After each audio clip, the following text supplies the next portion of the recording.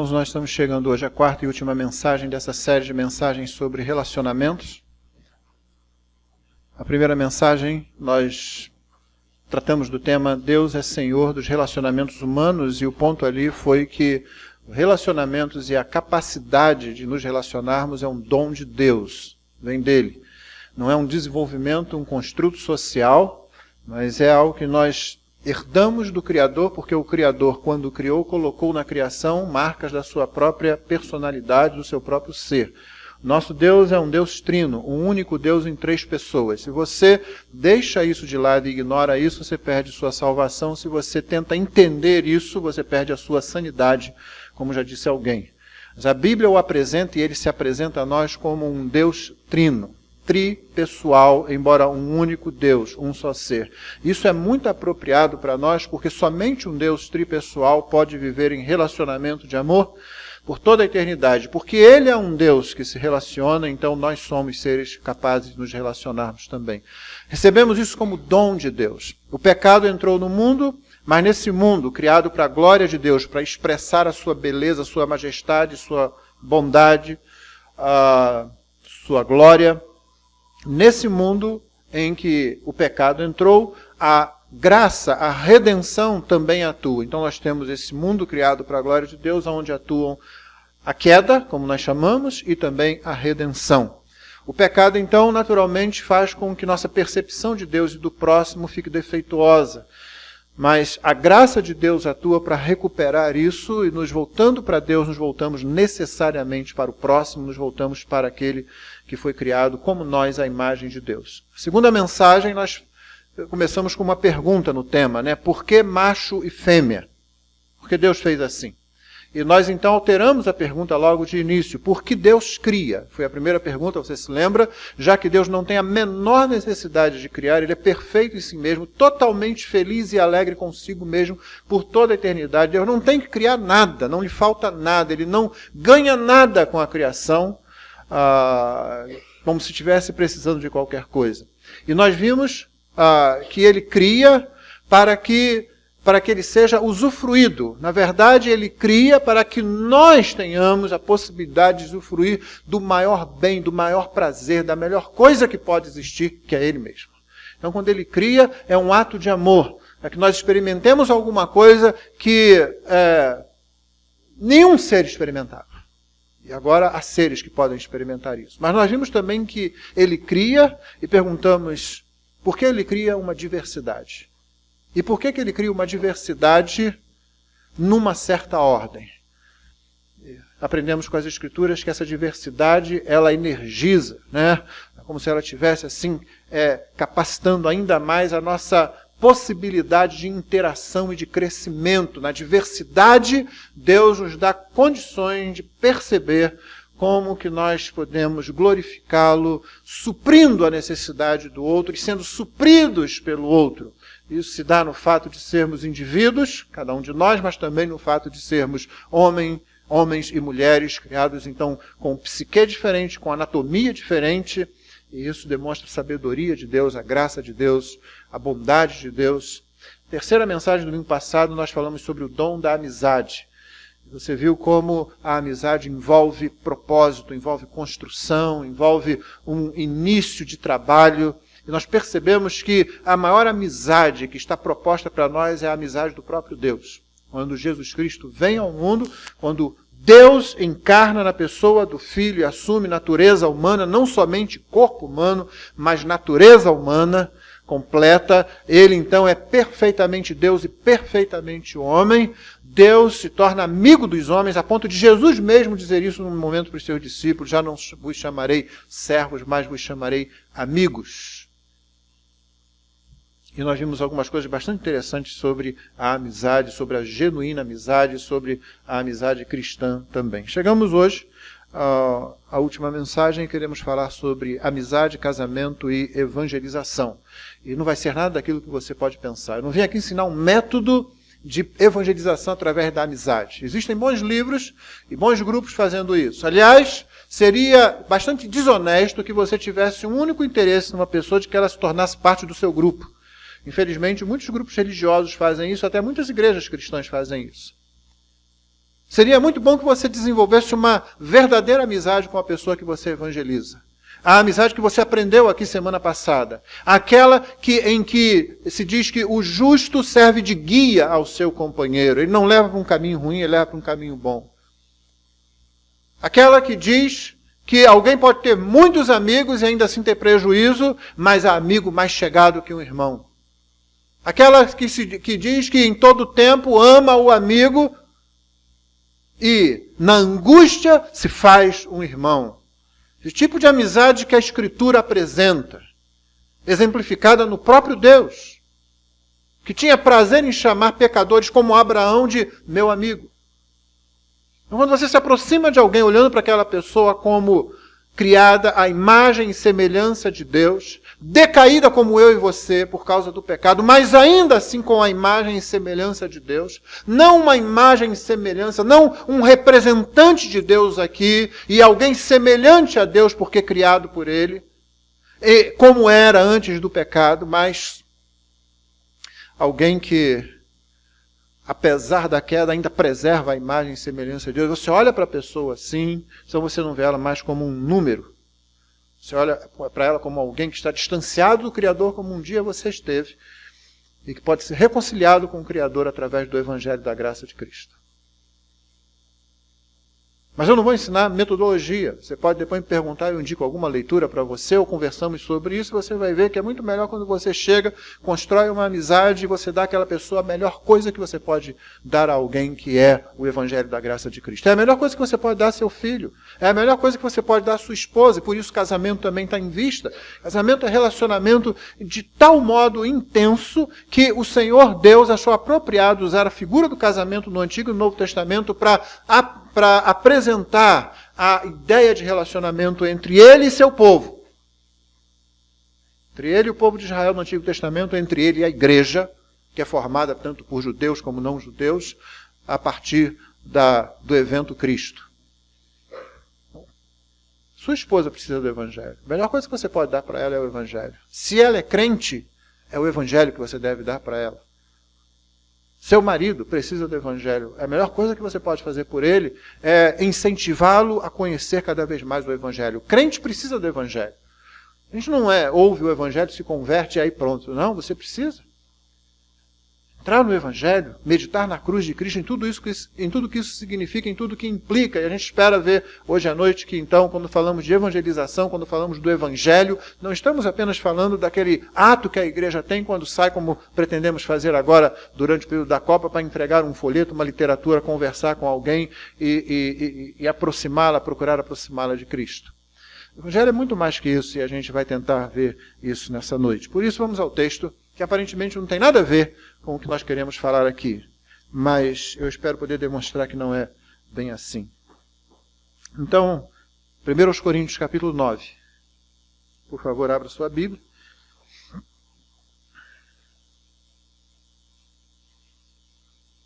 Eu vou ler a partir do versículo 12, da segunda parte desse versículo. Eu posso fazer isso? Posso sim. E, na verdade, um parágrafo é iniciado no meio do versículo. Você sabe que a divisão da Bíblia em versículos e capítulos não é uma divisão concebida e dada pelo Espírito Santo. Alguém fez isso em algum momento com a intenção prática de que você pudesse localizar os textos com maior propriedade, com maior rapidez, não é? Então nunca fique preso a essa divisão como se isso decretasse o início de uma ideia ou o fim de uma ideia. No caso, nós vamos começar com um parágrafo que começa no meio do versículo 12, capítulo 9, verso 12 da primeira carta aos Coríntios, onde está escrito assim: Entretanto, não usamos desse direito. Antes, suportamos tudo para não criarmos qualquer obstáculo ao Evangelho de Cristo. Não sabeis vós que os que prestam serviços sagrados do próprio templo se alimentam? E quem serve ao altar, do altar tira o seu sustento? Assim ordenou também o Senhor aos que pregam o Evangelho que vivam do Evangelho. Eu, porém, não me tenho servido de nenhuma dessas coisas e não escrevo isto para que assim se faça comigo. Porque melhor me fora morrer antes que alguém me anule esta glória. Se anuncio o Evangelho, não tenho de que me gloriar, pois sobre mim pesa essa obrigação. Porque ai de mim se não pregar o Evangelho. Se o faço de livre vontade, tenho galardão, mas se constrangido, é então a responsabilidade de dispenseiro que me está confiada. Nesse caso, qual é o meu galardão? O meu galardão é que, evangelizando, proponha de graça o evangelho para não me valer do direito que ele me dá. Porque, sendo livre de todos, fiz-me escravo de todos, a fim de ganhar o maior número possível. Procedi para com os judeus como judeu, a fim de ganhar os judeus, para os que vivem sob o regime da lei, como se eu mesmo assim vivesse, para ganhar os que vivem debaixo da lei, embora não esteja eu debaixo da lei. Aos sem lei, como se eu mesmo fosse, não estando sem lei para com Deus, mas debaixo da lei de Cristo, para ganhar os que vivem fora do regime da lei. Fiz-me fraco para com os fracos, com o fim de ganhar os fracos. Fiz-me tudo para com todos, com o fim de, por todos os modos, salvar alguns. Tudo faço por causa do Evangelho, com o fim de me tornar cooperador com ele. Não sabeis vós que os que correm no estádio, todos na verdade correm, mas um só leva o prêmio? Correis de tal maneira que o alcanceis. Todo atleta em tudo se domina, aqueles para alcançar uma coroa corruptível, nós, porém, a incorruptível. Assim corro também eu, não sem meta. Assim luto, não como desferindo golpes no ar, mas esmurro o meu corpo, o reduzo à escravidão, para que, tendo pregado a outros, não venha eu mesmo a ser desqualificado. Amém. Vamos começar com um exercício aqui de imaginação, como já fizemos anteriormente. Dessa vez eu vou pedir que você imagine que você é Adão, no Éden. Ou que você é Eva, lá no Éden, conforme for o caso. E acredite só essas duas possibilidades na criação. Não é mais nada que Deus tenha feito. E esse é o plano perfeito dele. Mas imagine que você está lá. Como será o seu relacionamento com a criação, antes do pecado ter entrado no mundo? Como você imagina que pode ter sido isso? A Bíblia não se detém muito tempo nisso. O que você percebe que pode estar acontecendo ali? Ora, nós vemos, por exemplo, como é o nosso relacionamento com os animais que nós criamos. E alguns relacionamentos que temos com os animais, hoje, né, podem ser bastante interessantes. Algumas pessoas se apegam muito aos animais que têm.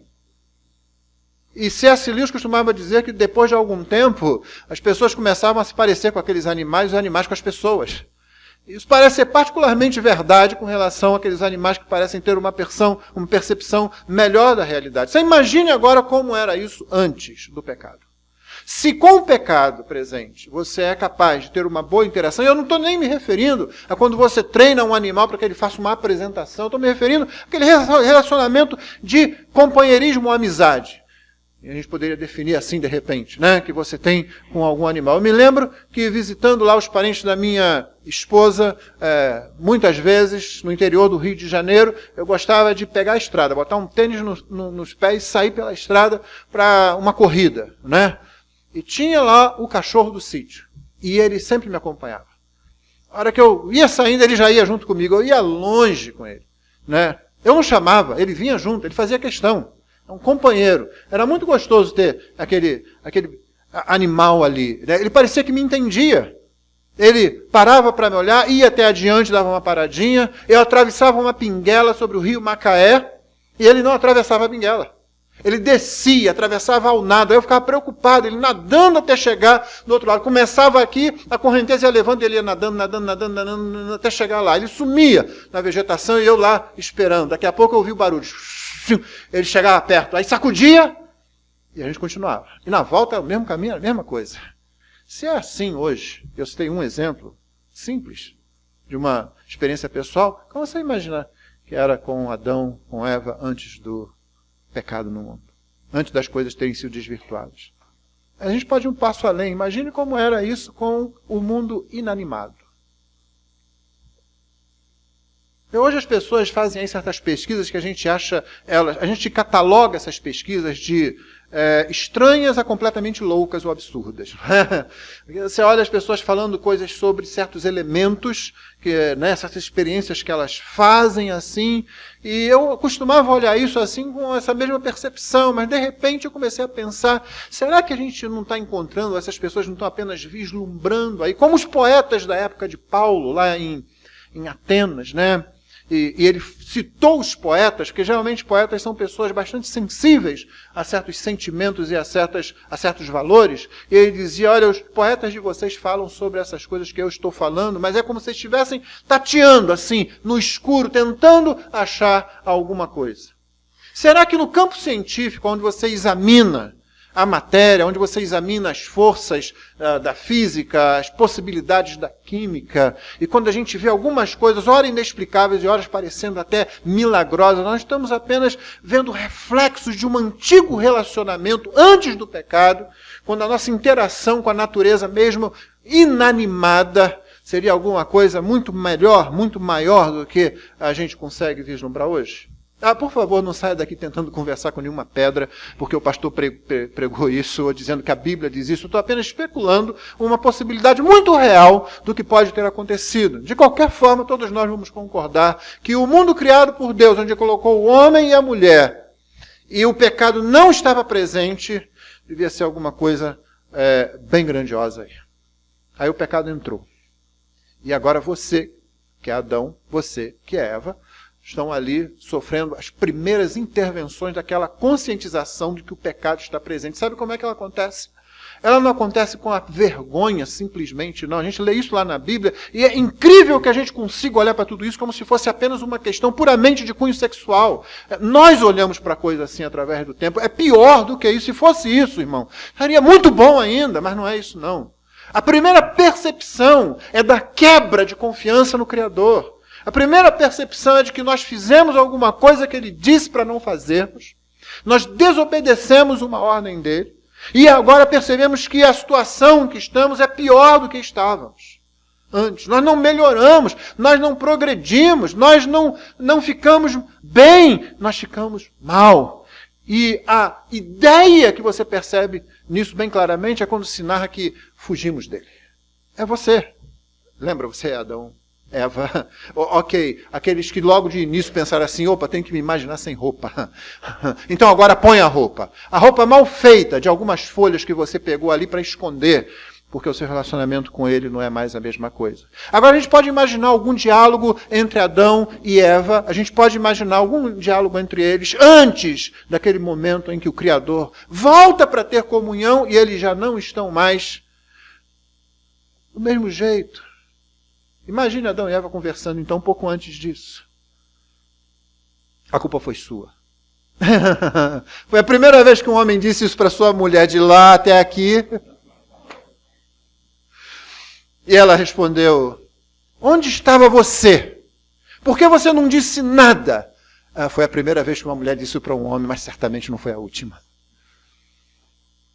A coisa mudou. E a história da redenção é basicamente de como Deus vai nos levar, não de volta ao ponto em que estávamos anteriormente, mas a algo muito melhor do que aquilo. Mas isso a gente deixa para o final. Guarde, no entanto, essa ideia. E o que essa ideia tem a ver com o texto? Vamos tentar fazer a ligação aqui entre uma coisa e outra. Primeiro, capítulo 9 pode dar uma impressão errada para a gente. Você pode pensar que Paulo está falando que o grande tema desse capítulo é o sustento dos ministros por parte da igreja. E, de fato, esse é um assunto, porque há um problema acontecendo na igreja de Corinto. Aparentemente, eles têm dificuldade de entender por que a igreja deve sustentar um ministro, ou o apóstolo, ou as pessoas que estão liderando e trabalhando com a igreja.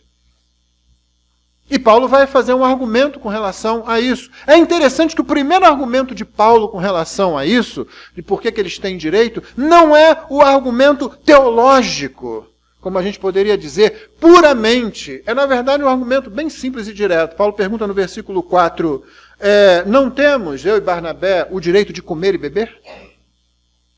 Fantástico isso, não é? Ele diz, peraí, nós trabalhamos para vocês, nós ensinamos a palavra de Deus a vocês, nos gastamos nisso, a gente não pode comer e beber, não? Vai nada aí para a gente comer, para beber, é só a gente trabalha, e aí o que a gente faz? Esse é o primeiro argumento que ele usa. Depois ele vai falar do que o próprio Senhor Jesus Cristo disse e ensinou, né? Passando lá pelo Antigo Testamento, quando ele cita o texto da lei que diz, não atarás a boca ao boi quando pisa o trigo. A ideia dentro da nação de Israel é que se você põe o trigo para ser pisado, para ser separado da casca dele, Você põe ele para ser, ou qualquer outra coisa para ser moído. Aí você põe os bois para fazerem isso, para puxarem aquela roda, né? E eles vão puxando por cima do trigo ali. E disse, por que você não vai deixar o boi comer? Essa era a ideia. Mas o princípio que havia aí vai além disso. Paulo diz logo a seguido, acaso é com bois que Deus se preocupa? E ele diz logo a seguir, certamente que não, mas o texto está falando de nós. Paulo faz essa aplicação. Achei muito interessante o modo como Martinho Lutero resolveu esse texto, que as pessoas dizem, mas como Paulo pode pegar um trecho que falava nitidamente da vida agropecuária de Israel e aplicar isso aos ministros do Evangelho, ao sustento que a igreja deve dar para eles? E Lutero resolveu a questão do jeito curto e grosso dele, dizendo o seguinte, boi não lê. Boi não lê, o boi não vai ler isso aqui é escrito para nós. Achei muito apropriado. Essa interpretação, essa abordagem do século XVI ainda é muito boa. E ele continua, então, levando isso aí adiante. E no texto que nós lemos, ele começa dizendo, entretanto, não usamos esse direito. A questão é que Paulo via em Corinto alguma situação, a igreja de Corinto tinha vários problemas peculiares, né? Vários problemas mesmo, e ele viu que se ele admitisse receber sustento de qualquer grupo da igreja, e você lembra que lá em Corinto tinha um que dizia que era de Paulo, tinha outro grupo que dizia que era de Apolo, outro dizia que era de Pedro, e tinha até um grupo que parecia mais espiritual, ou pretendia ser, e dizia, somos de Cristo. Só faltava ter aparecido no outro dizendo, nós não temos nome, nós não temos nome. Aí criava mais uma coisa como já tentaram fazer aí, né? Uma igreja sem nome, como se isso fosse qualquer coisa boa de se alcançar. Aquela igreja assim dividida poderia ter problemas quando Paulo recebesse sustento de algum grupo e os outros grupos naturalmente iam ligar Paulo àquela facção da igreja, né? Aquele partido dentro da igreja. Então Paulo olhou a situação e disse assim, não vou receber nada. Os que estavam trabalhando com ele disse, não, vamos trabalhar, aqui nós não vamos poder a tempo integral, vamos ter que fazer tendas, que era o trabalho dele, né? Vamos ter que fazer alguma coisa para o nosso sustento, para que a gente pregue o Evangelho. Note bem uma coisa aqui, um pequeno parênteses aqui, Paulo não foi trabalhar porque o sustento da igreja era insuficiente. Paulo foi trabalhar para não criar problemas à pregação do Evangelho. A igreja deve sustentar o seu pastor. Tanto quanto possível, é isso que deve ser feito. Uma igreja é muito abençoada quando o pastor se dedica a ela. E por isso também uma igreja deve exigir do seu pastor que se dedique a ela. Que não vai fazer outra coisa. O tempo do pastor não é para ele ficar inventando moda. Dedique-se à igreja. Meu irmão, você estudar isso aqui e pregar uma mensagem bíblica, não é abrir a boca e falar qualquer coisa. Alimentar a igreja com a palavra de Deus é coisa que dá trabalho. Orar pela igreja, que é trabalho do pastor. É função pastoral orar pela igreja. Não é só o pastor que tem que orar na igreja, não entenda isso, não. Mas faz parte, isso já está no embrião, lá em Atos 6, quando os apóstolos rejeitam ir servir às mesas. Era importante, né? Comida, não é? Era importante que as pessoas, as viúvas, que eram de fora de Jerusalém, que estavam ali para aquelas festas e ficaram por causa da conversão ao Evangelho, era importante que elas recebessem o que havia sido juntado e agora tem que ser distribuído, mas os apóstolos olharam daquilo e disseram, não é razoável que nós paremos o que estamos fazendo para resolver isso aí. Escolham 7 homens aí, nós vamos ajudar vocês, esses homens vão ficar encarregados por isso, nós vamos continuar nos dedicando ao ministério, à oração e ao ministério da palavra. A igreja deve manter o seu pastor para isso. O pastor não deve assumir compromissos que vão tirar tempo disso. Esse é o cuidado que ele tem que ter. Mas a igreja tem o dever de sustentar, sim, os seus pastores. No entanto, Paulo, quando olhou para a situação, ele disse, não vou fazer isso. Então, ele começa o texto como nós lemos, dizendo, entretanto, não usamos esse direito. Antes suportamos tudo para não criarmos qualquer obstáculo ao Evangelho de Cristo. Aqui o Evangelho de Cristo começa a sobressair. Então, o texto, irmão, trata realmente da questão do sustento ministerial. Mas não é esse o principal assunto do texto, no quesito autoridade ou fundamento. Eu teria que dizer, o modo como eu enxergo isso aqui, é que a questão toda, como é em outras partes da carta aos Coríntios, da primeira carta, é a supremacia do Evangelho de Cristo. É com base nessa supremacia que o pastor deve ser sustentado pela igreja. Então o texto não é escrito simplesmente para dizer, olha, sustentem porque é assim que tem que ser. Não. É por causa da supremacia do evangelho. Paulo recebe sustento, ele recebeu várias vezes, de várias igrejas. Os macedônios ficaram conhecidos de todos nós. Paulo usou a atitude dos macedônios na segunda carta aos Coríntios para tentar fazer os coríntios se mexer, para mexer com os brios deles, né? Dizendo assim, olha, os irmãos lá da Macedônia, eles que não são tão bem posicionados socialmente, financeiramente como vocês, no meio de muita tribulação, inclusive, eles fizeram questão de cooperar, de mandar o que eles tinham para os crentes lá de Jerusalém. Então, e vocês? E aqueles irmãos também tinham enviado sustento para o próprio Paulo. E Paulo recebia isso. Não era problema para ele. Mas aquele não faz isso. Ele não faz por quê? Esse pessoal é muito complicado aí, vai me arrumar problema. Eu não quero arrumar problema. Não, Paulo arrumava problema de graça. Você viu hoje de manhã, não viu? Aliás, você tem visto na série de mensagens sobre Atos como a oposição e os problemas surgem pela simples pregação genuína do Evangelho. Esse não era o problema dele, essa não era a preocupação de Paulo. A preocupação de Paulo é que a atitude dele pudesse criar, dentro dessa igreja em particular, obstáculos ao Evangelho. Então Paulo recebe, ou Paulo rejeita apoio financeiro, não em razão de como ele se sinta com relação a um grupo determinado, mas em como o Evangelho vai ficar diante daquele grupo. Isso é o que determina o que Paulo vai fazer.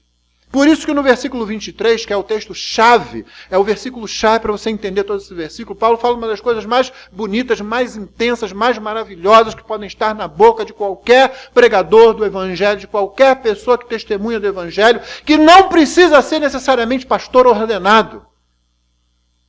Versículo 23, Paulo diz, tudo faço por causa do Evangelho, com o fim de me tornar cooperador com ele.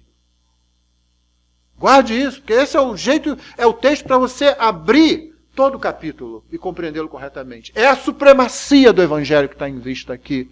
Não é simplesmente o modo como a igreja deve agir com o seu ministro, embora esse seja o assunto que ele está resolvendo para aquela igreja, ele mais uma vez, como em outros assuntos que ele tratou, ele coloca a base, o Evangelho. É isso que determina. Por isso, Paulo continua dizendo o seguinte, olha, vou reforçar para vocês. Vocês não sabem que quem serve no templo se alimenta do templo? Quem serve no altar tira o seu sustento do altar? E aí o versículo 14. Assim, ou seja, do mesmo jeito, a palavra grega tem esse sentido, do mesmo jeito ordenou também o Senhor aos que pregam o Evangelho que vivam do Evangelho. Significa, literalmente, Deus comandou, o Senhor Jesus comandou isso. Autorizou. É uma tradução muito boa aqui. Não é assim, olha, eu resolvi que vocês têm que me sustentar. Não. É o Senhor Jesus autorizou. Os ministros estão autorizados a serem sustentados pelo Evangelho. Ou seja, pela igreja a quem eles pregam, ou onde eles trabalham. Mas lembre-se, isso está sendo dito por alguém que não estava usando esse direito.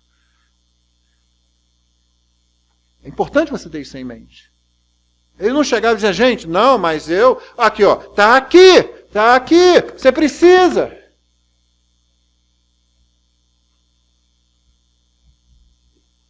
É como aquela história do sujeito que... E não a história é verdadeira, porque aconteceu comigo. O casal me procura lá e o marido insatisfeito com a vida sexual. Pastor, eu quero que o senhor fale para a minha esposa que ela precisa corresponder. E ele deu base bíblica, 1 Coríntios. O corpo da esposa pertence ao marido. Uau, tá certo. Aí eu pergunto para a esposa dele, e aí, o que você tem a dizer disso que ele está dizendo aí? Porque eu preciso ouvir as duas partes, né?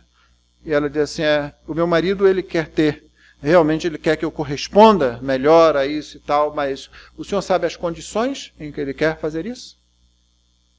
O senhor sabe onde a gente está morando agora? Estamos morando na casa da minha mãe, até que a nossa casa fique pronta. O senhor conhece lá? Eu falei, conheço.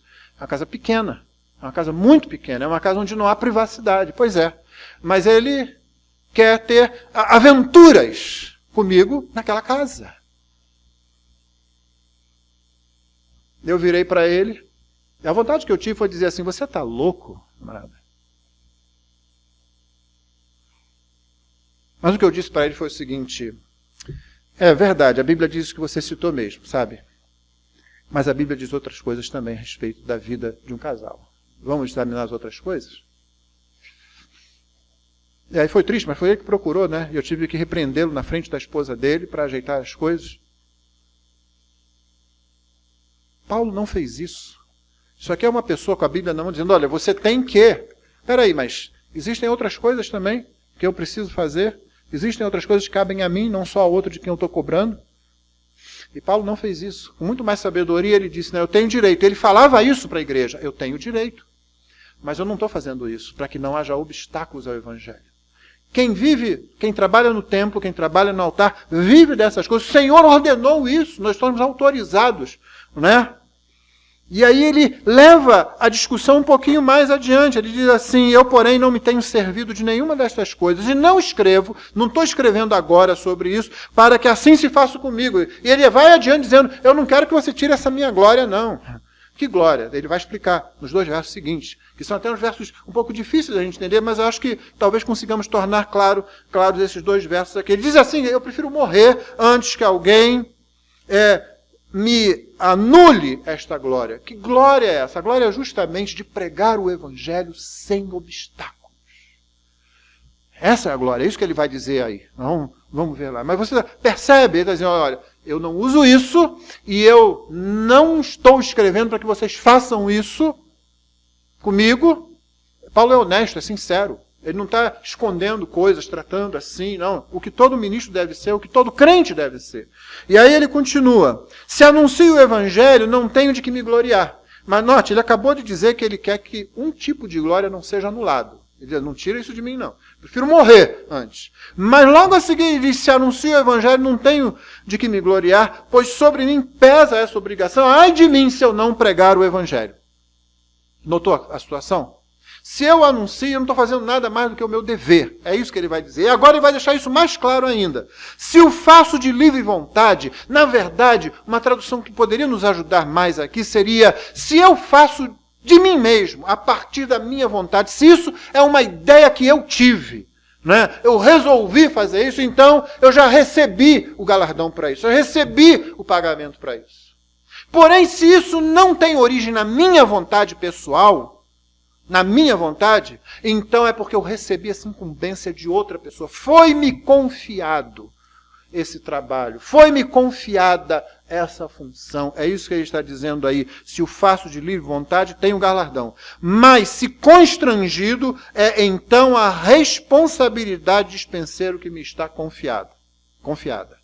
Nesse caso, então, qual é o meu galardão? Aquela glória que eu não quero que tire.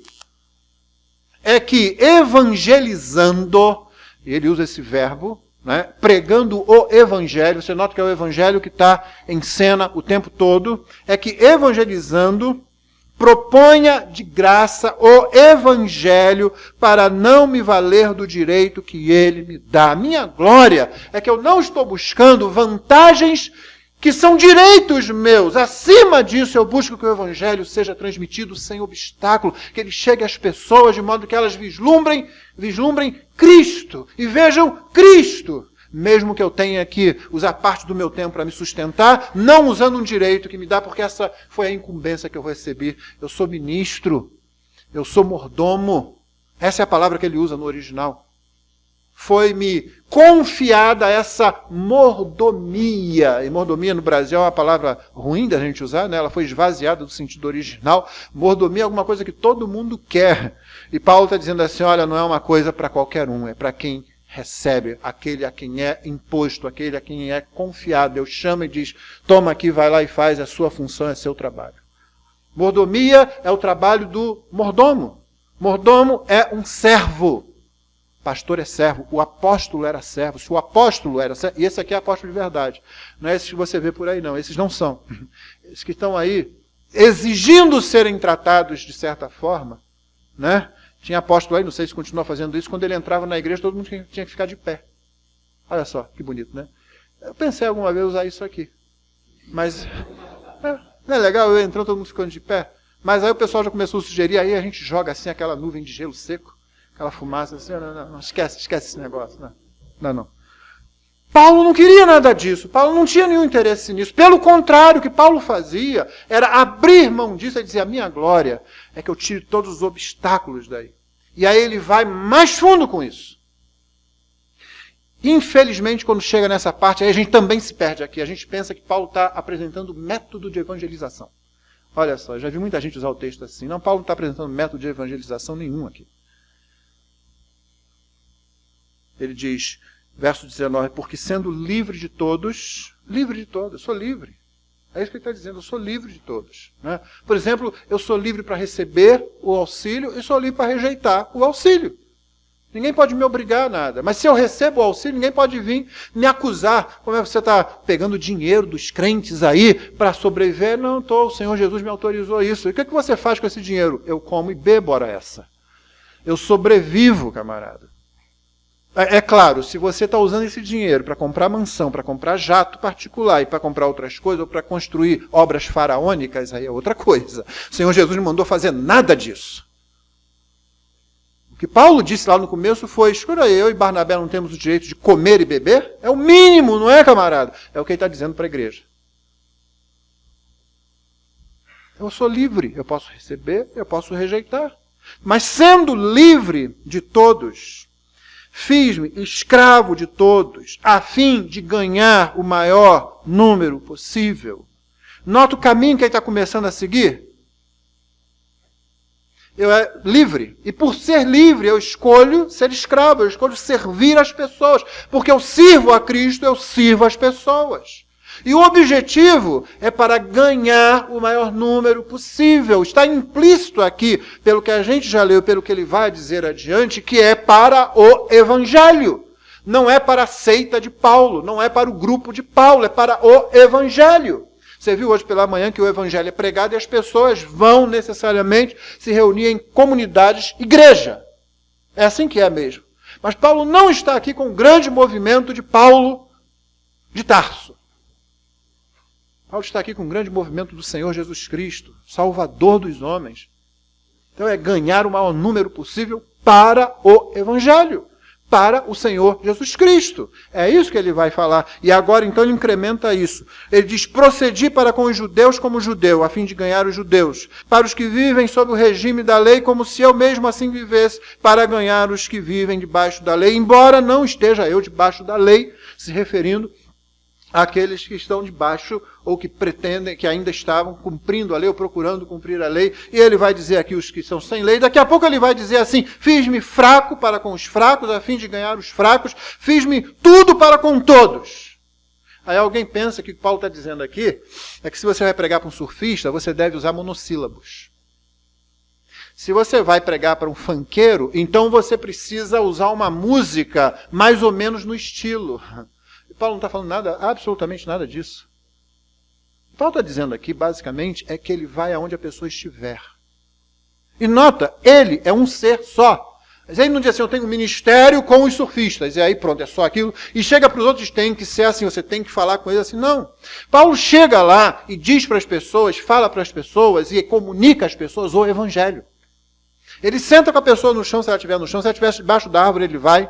Se ela diz assim, é um judeu, ele abre o Antigo Testamento e fala com ela. Se ela é um habitante de Listra e Derbe, como nós vimos hoje, nos últimos domingos pela manhã, ele não adianta abrir o Antigo Testamento, que elas não entendem, não sabem, nunca ouviram isso, mas ele fala do Deus vivo, Criador dos céus, da terra, do mar e de tudo que neles há. Aquele que, embora deixando cada nação seguir o seu próprio caminho, não se deixou ficar sem testemunho. O pessoal perguntou, o Deus de vocês deu testemunho para a gente? Deu! Como? Dando dos céus chuvas, estações frutíferas, enchendo o vosso coração de fartura e alegria.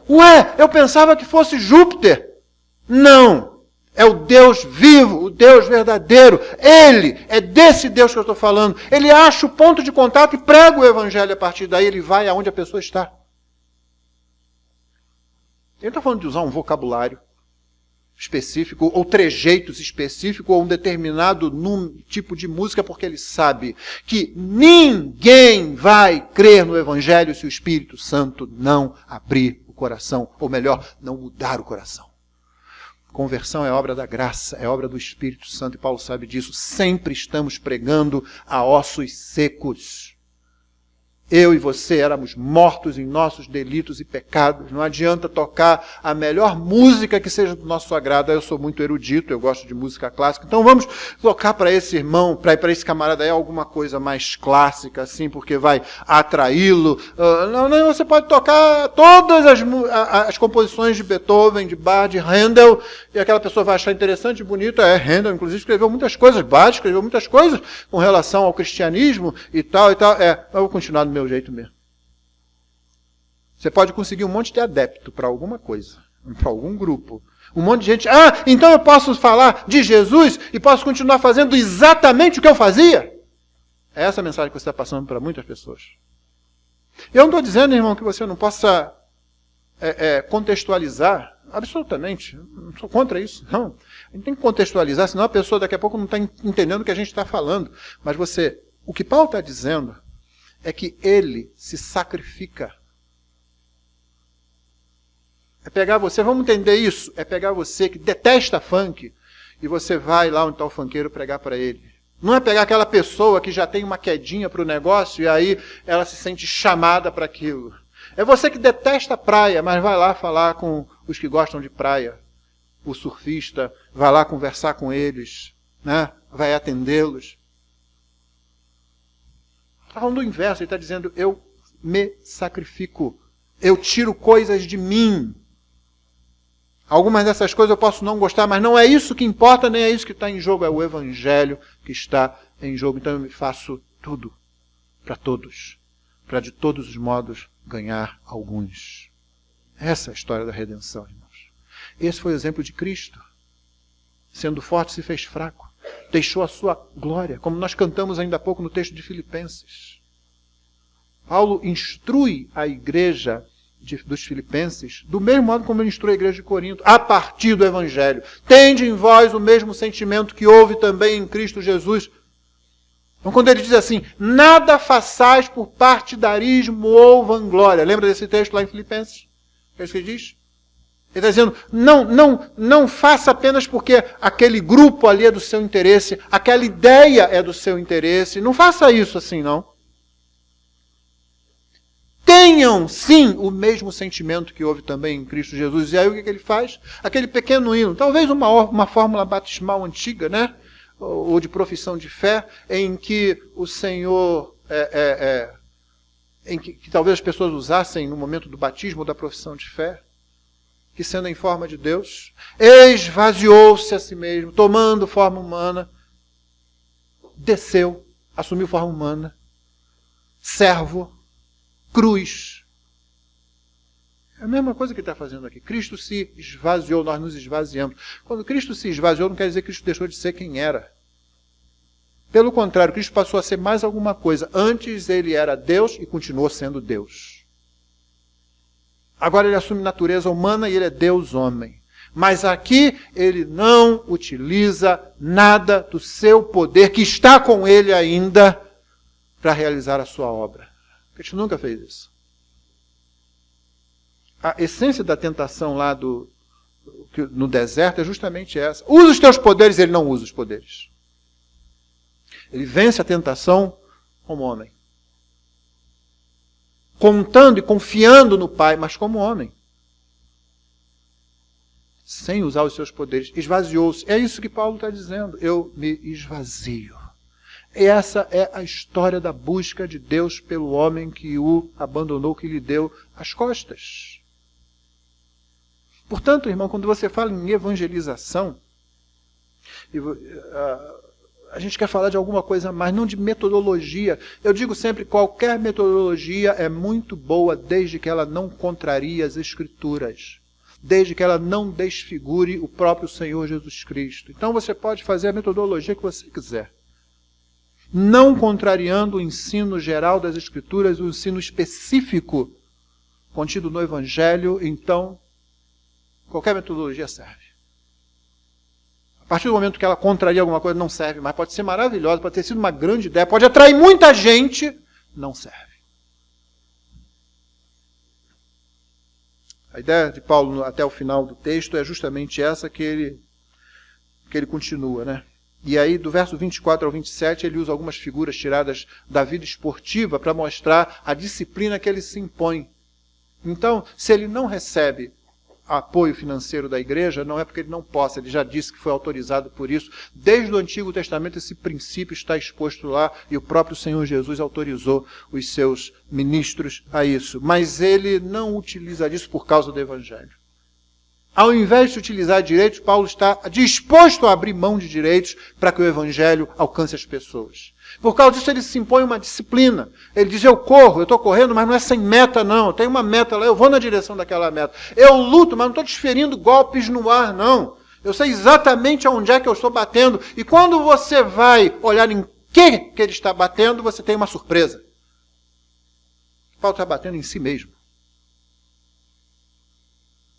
Eu me lembro quando preguei isso aqui, quando fizemos a exposição da primeira carta aos Coríntios aqui, talvez você se lembre disso, né?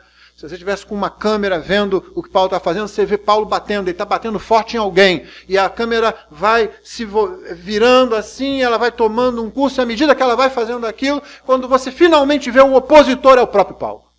Esmurro o meu corpo e o reduzo à servidão, à escravidão, para que pregando a outros eu mesmo não venha a ser desqualificado. O que Paulo está dizendo é que ele se disciplina. Por que ele se disciplina? Para alcançar favor de Deus? Não! Favor de Deus nunca é alcançado por nada que a gente faz. Por que Paulo se disciplina? Para que o Evangelho não sofra nenhum tipo de oposição causada por ele mesmo, nenhum tipo de obstáculo seja colocado na pregação do Evangelho. Agimos assim, irmão? Você quer que o Evangelho seja pregado na igreja com grande poder? Então talvez você tenha que lembrar que o Evangelho é muito importante para sua esposa, para o seu marido. Talvez você, homem, lembra? No começo da mensagem você era Adão, né? Onde é que ele estava? Omisso. Talvez seja o momento de você pensar, eu preciso conduzir o meu lar de acordo com o Evangelho. E o que é que eu vou fazer com isso? Não é imposição, não. Paulo não faz isso. O que é que ele faz? Ele se sacrifica. Ele abre mão de coisas para alcançar aquilo. Ele corre, ele tem uma disciplina para alcançar a meta dele e ele abre mão de certas coisas para alcançar aquele objetivo. Eu quero ver o Evangelho vivo aqui na minha casa, no meu lar. E a esposa, o que ela faz? A mesma coisa. O interesse dela é que o Evangelho esteja crescendo dentro da sua casa.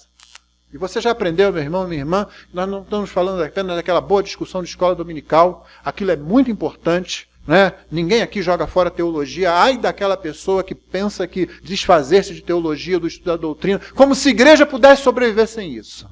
Como se a gente não fosse fazer teologia sempre e inevitavelmente. Você sabe que o único problema é se você vai fazer uma boa ou uma péssima teologia. E, geralmente quem põe a teologia de lado dizendo, isso é coisa de homens, é a grande coisa que descobriu, é óbvio que é de homens mesmo, é isso mesmo, né? Quem faz isso, quem põe de lado, na verdade, está prestando um desserviço a si mesmo e à igreja. Não entendeu ainda o negócio. Mas é preciso que aquilo que a gente gosta, às vezes, de conversar, de discutir, de ler, de falar, não é? A fé reformada e tal, que maravilha. O que é que você está vivendo disso na sua casa? Não é para deixar de lado, não. É para trazer e viver. É muito boa, a doutrina é boa. Então viva a doutrina! O negócio de combater a hipocrisia com a alegação de hipocrisia é uma das piores coisas ou uma das mais eficazes que o diabo inventou. Os irmãos ali falam muito, esse negócio de falar muito, estudar muito e tal. O importante é fazer. Que besteirada é essa? De onde veio isso? Só pode ter saído da prancheta do diabo lá no inferno. Alguém teve uma ideia e disse, rapaz, isso aí vai nos dar um lucro. E dá mesmo. Dá mesmo. Porque o jeito de você combater a hipocrisia é apontar a hipocrisia, exigir da pessoa que ela obedeça a palavra de Deus, se arrependa daquele pecado e comece a viver o que ela prega. Não é dizer você só estuda e tal, e vamos deixar isso de lado, vamos parar de estudar tanto, vamos começar a fazer o quê? Toda prática é prática de alguma teoria, já aprendemos isso, não é? Basta escrever qual é a teoria. Abandonar a palavra, não, a igreja não vive sem ela. É viver a palavra. Exercitar-se na palavra. Crescer na palavra de Deus. Na doutrina, sim. As pessoas se maravilhavam da doutrina que Jesus pregava, não é isso que o texto diz? Maravilhavam-se da sua doutrina. Porque Jesus era um com a doutrina dele. Então a saída não é eu simplesmente botar de lado, mas eu viver isso. Dentro da sua casa, meu irmão, Adão, Eva, começa a viver. Comece a trazer o evangelho para dentro da sua casa. Começa a renovar isso. Não por imposição, não por ficar brigando, pelo sacrifício. Fiz-me tudo. Minha esposa é muito fraca nisso, então fiz-me fraco para os fracos. Não é uma metodologia de evangelização, é um princípio de relacionamento. Vamos fechar a mensagem então. Começamos no Éden, vamos para o céu? Sim, por quê? Porque a história da redenção, irmão, como eu disse, não é para levar a gente de volta ao Éden, mas para a gente ir além daquilo. Quando você prega o Evangelho e vive o Evangelho, não é só o caso de Jesus ter ido preparar um lugar para nós, como a gente gosta de usar o vocabulário bíblico. É o caso de que Jesus está nos preparando para aquele lugar. Algumas pessoas vão chegar na entrada do reino eterno, novos céus e nova terra, se a gente quiser ser realmente precisos, né? Então você esquece aquela ideia de céu, já esquecemos isso, não é? Aquele negócio de usar toga realmente não pega bem, com uma harpinha do lado e uma auréola, não, isso não tem nada a ver com a Bíblia, você sabe disso, tá? Ficar flutuando de nuvem em nuvem e cantando alguma coisa lá, não é isso não. Deixa eu te dar uma outra figura que nem é minha, mas que não há nenhuma razão para eu não entender a Bíblia desse jeito. Eu falei no final da mensagem aqui, chegando ao final da mensagem do domingo passado, sobre o dom da amizade, né? Eu falei, imagine seu amigo que morre. Você tem um amigo de verdade, ele morre. E ele é crente. E dali a mais algumas décadas, talvez, sei lá, 2 décadas, você também morre. E quando você morre, você pode imaginar isso, e é apenas imaginação, mas eu creio que ainda está dentro do que a Bíblia me possibilita fazer. Né? Não saia daqui dizendo que é assim, mas é possível que seja assim. Imagine que no momento que você morre, seja de que forma for, isso não é importante, não faz a menor diferença para Deus, o que acontece é que ali do seu lado esteja um anjo, pronto para levar você, vamos comigo. Estão te aguardando, e aí você vai. E talvez você leve um susto, que ao invés de eles te levar para baixo, você vai para cima. Algumas pessoas talvez vão se assustar com isso. E aí quando você chega finalmente diante de qualquer portal que você imagina, e ele te coloca ali diante daquilo ali, vem alguma pessoa, e é justamente aquele seu amigo. Imagina isso. Pense assim. Deus te deu um corpo provisório, porque aquele é o estado intermediário, não é a ressurreição final, você ainda não chegou no céu final, não. Ele te deu um corpo provisório. E aí você está lá e vem o seu amigo receber você. Não, irmão, nada daquele negócio de que primeiro eu quero ver Jesus, não. Deus faz a coisa muito melhor do que a gente. Porque não gosta sem graça assim, não. Vem o seu amigo, talvez um parente seu, sua mãe, seu pai, que já precedeu você. Aí imaginou isso. E você chega lá e está ele recebendo você, dizendo que estava torcendo para você morrer. Não, meu filho, depois que você chegar aqui, você olha para os que ficaram lá e você diz, ele vai morrer agora. Escapou. Olha para o anjo assim, mas você livrou ele de novo. O Senhor ainda não disse que era a hora dele. Ele vai ficar mais um tempo lá sem experimentar isso. Nossa visão é muito diferente, irmão.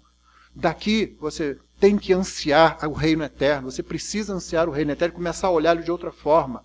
Para que você compreenda que você nunca vai ter uma perspectiva dessa vida correta se você não adicionar a perspectiva correta da eternidade. E é isso que o Evangelho faz, nos tira de um destino eterno, de perdição, de condenação, para nos colocar na presença de Deus novamente. Só que muito melhor do que Adão. Então aquela pessoa vem receber você, talvez seu pai, né?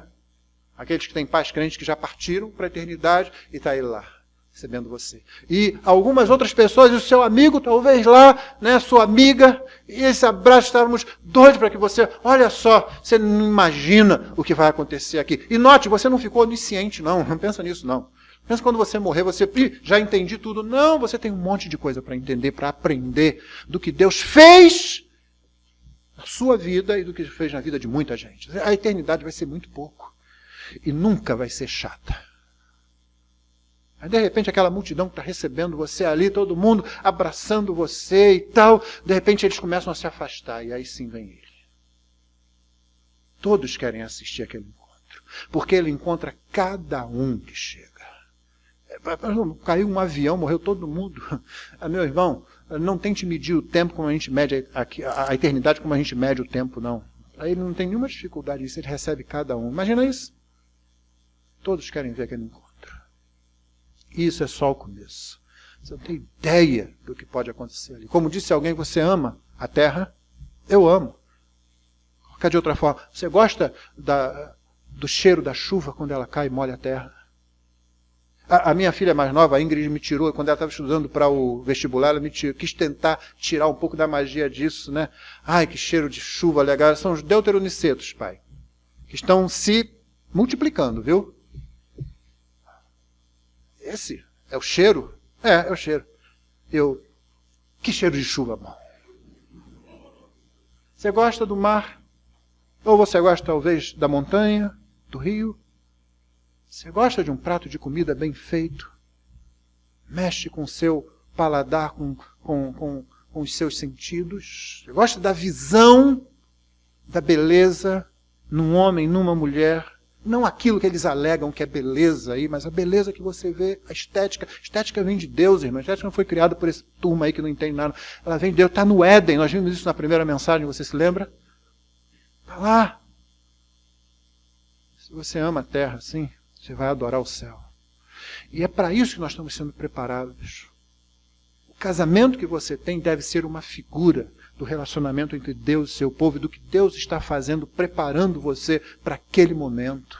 As amizades que você tem são uma figura também do relacionamento entre Deus e pecadores, de como Deus vai, traz pecadores assim, tem prazer em estar com eles. Você às vezes olha para um irmão seu que você ama, mas naquele momento talvez você esteja cometendo algum erro, vivendo um pouco longe de Deus, e você sabe que o encontro com Ele vai fazer com que o amor dele por você confronte você, você tenta evitá-lo, você fica sem graça, e você faz isso, tentando assim, e ele vem atrás de você, ele é chato, né? Que ele chega e ele vai falar com você, e é aquele momento gostoso em que você se rende, e admite, eu estou errado, eu vou me consertar, obrigado que você veio, você abraça o seu irmão. Isso que Deus faz com a gente.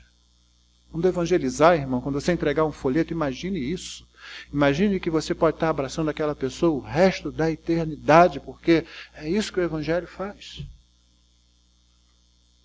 Não transforma o Evangelho, não reduz o Evangelho a método para conseguir gente, para grupo. O Evangelho é boa nova, de Deus dizendo assim, eu quero ser seu amigo, eu quero você na minha casa. Deixa eu fechar com aquela imagem maravilhosa de Isaías 53. Texto que sempre me assombra. O servo sofredor é o texto, né? Os que conhecem as Escrituras. E lá diz que o meu servo justo verá o fruto do penoso trabalho de sua alma e ficará satisfeita. Eu sempre imagino, né? Que fruto é esse? Que decepção. Você imagina Jesus fazendo exatamente como algumas pessoas fazem, alguns coleguinhas fazem, né? Em que ele pega um colega na rua, mamãe, eu trouxe aqui para casa. Os dois imundos, quer dizer, o colega dele sujo, imundo ali, e ele trazendo feliz da vida para dentro de casa assim. Você leva um susto, né? Mais ou menos o que Jesus faz com a gente, ele pega a gente, leva esse ser imperfeito, esse ser que muitas vezes é infiel, esse ser que tem dificuldades em enxergar a glória, a majestade, o brilho, a santidade dele, ele pega esse ser, leva para dentro da casa do pai dele e diz, aqui é meu irmão mais novo, é meu amigo, vai viver para sempre com a gente. E quando o pai bate os olhos no filho, e olha para a gente, ele nos vê revestidos com a mesma beleza, pureza, santidade e justiça do Filho e diz assim, entra, a casa é sua. Então não vamos reduzir o Evangelho a alguns métodos para tentar fazer com que a pessoa mude de vida simplesmente. É muito mais do que isso. É restabelecimento do relacionamento, o maior relacionamento possível que foi quebrado entre a criatura e o Criador. E que é restabelecido cada vez que, pela graça, alguém, como aquele filho pródigo, chega diante dele, do Senhor, e diz assim, olha, eu não sou digno de ser chamado teu... E você não termina nem a frase, porque ele já está te abraçando e você já está sufocado ali, e ele já está gritando assim, traz aí uma roupa nova, traz o anel, manda matar, vamos fazer um churrasco agora, e você... Eu estava querendo dizer, e você não consegue terminar a frase, que você queria dizer que você, se ele te receber como servo, já está bom demais, e você não consegue terminar, porque ele disse, não, meu filho estava morto, e reviveu, estava perdido, e foi achado. Isso é evangelização, irmão. Por isso casamento e amizade servem bem de imagens para nos guiar cada vez que você pensar em se aproximar de alguém para falar de Cristo. E que o Senhor nos abençoe. Amém. Vamos ficar de pé, vamos orar.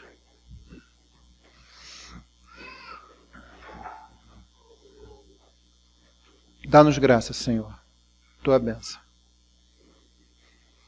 Fala conosco, Senhor. Em nome de Jesus nós te pedimos, de modo que a tua palavra encontre terreno fértil, produza os frutos para os quais o Senhor a enviou. Abençoa cada irmão, cada irmã que está aqui. Concede-nos uma semana na tua presença. Guarda-nos quando sairmos daqui, logo mais, para nos dirigirmos aos nossos lares. Sejamos protegidos pelo Senhor, ó Deus. Aqueles que estão indo para longe, que atravessam a cidade tantas vezes para vir para esse local, guarda-os também, Senhor. E muito obrigado por todas as coisas que pudemos participar hoje pela tua palavra. Abençoa cada visitante que está conosco aqui, Senhor. Sejam agraciados por ti, no sentido de receberem graça, para compreenderem a tua palavra e a tua direção para as suas vidas, Senhor. Visita os irmãos que não puderam estar conosco hoje também. Conheces a situação de cada um, Senhor. Recebe o nosso louvor, a nossa adoração. Nós oramos não porque tenhamos quaisquer merecimentos, mas por causa dos méritos que há em Jesus Cristo, nosso Senhor e Salvador. Amém.